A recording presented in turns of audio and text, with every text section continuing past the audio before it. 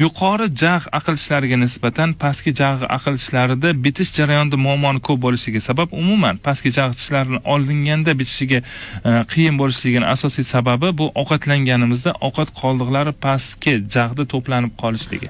Chiqib ketishi qiyinligi. Yuqori jag'da turganda siz chaysiz tepadan pastga mahsulotni tushishi oson.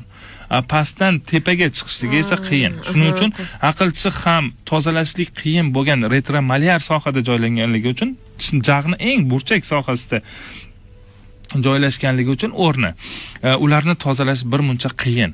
Shuning uchun bitish jarayoni juda sekin bo'ladi va e'tibor talab bo'ladi.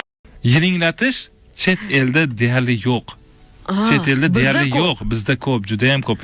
Mana shu periostit deymiz, flegmona deymiz, bular yiringli jarayonlar. Bu qachon keladi? Tishimiz karies bo'ladi, keyin og'riydi, og'riganga ham e'tibor bermaymiz, biz yuraveramiz, undan keyin og'rimay qoladi. Tishim orada og'ridi, og'rimay qoldi deydi, bu xavfli jarayonga o'tdi degani. Nimaga? Tish og'ridi degani nervis tirik va u sezyapti degani. Tish bir orada og'rib, keyin og'rimay qoldi degan haligi sezib turgan nerv o'ldi degani. Sizda yiringli jarayon boshlandi degani. Ana o'sha holatda ham e'tibor bermay yursiz, keyin tishingizni bosganingizda tishda og'riq boshlanadi. O'sha tishingizning atrofida yiring yig'ilyapti degani.